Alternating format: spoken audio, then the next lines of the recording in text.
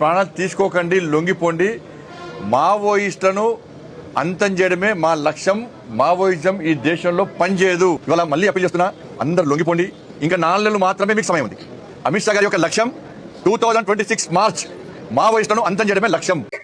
ఇట్లా time limit పెట్టి నరుక్కుంటూ పోయే బదులు డెవలప్మెంట్ పైన ఫోకస్ పెట్టండి. టైం లిమిట్ పెట్టి జాబ్స్ లేడానికి జాబ్స్ ఎట్లా ఇవ్వాలో ఆలోచించండి. టైం లిమిట్ పెట్టి పేదోళ్ళకి ఇల్లు ఎట్లా కట్టించాలో ఆలోచించండి. టైం లిమిట్ పెట్టి ఈరోజు దేశంలో పేదరికం పెరిగిపోతుంది, ఆ పేదరికాన్ని ఎట్లా తగ్గించాలో ఆలోచించండి. టైం లిమిట్ పెట్టి ఈరోజు ఆకలితో చస్తున్న దేశంలో వాళ్ళని ఎట్లా చేయాలా, దేశంలో ఆకలి చావు లేకుండా ఏం చేయాలని ఆలోచించండి. టైం లిమిట్ పెట్టి ఈ దేశాన్ని ఎట్లా డెవలప్మెంట్ చేయాలో ఆలోచించండి. టైం లిమిట్ పెట్టి బ్లాక్ మనీ ఏదైతే మీరు తీసుకొస్తున్నారో దాన్ని బయటకు తీసుకురండి. టైం లిమిట్ పెట్టి 15 లక్షలు ఒక్కొక్కరు అకౌంట్లో ఇస్తామన్నారు, అది చేయండి మీరు.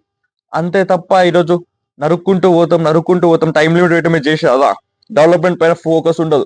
నాకు ఇప్పుడు కూడా ఒక అర్థం ఏం కాదంటే, మీరు వేరే దేశం నుంచి మన దేశంలోకి వచ్చి మన దేశ ప్రజలను క్రూరంగా చంపిన వాళ్ళతోని పుల్వామా అటాక్ తర్వాత టెర్రరిస్టులతోనే మీరు సీజ్ ఫైర్ చేసుకున్నారు. మరి మన దేశంలో పుట్టి మన దేశంలో పెరిగి మన మధ్య బతుకుతున్న వాళ్ళపైన మీకు ఎందుకు అంతప్పగా?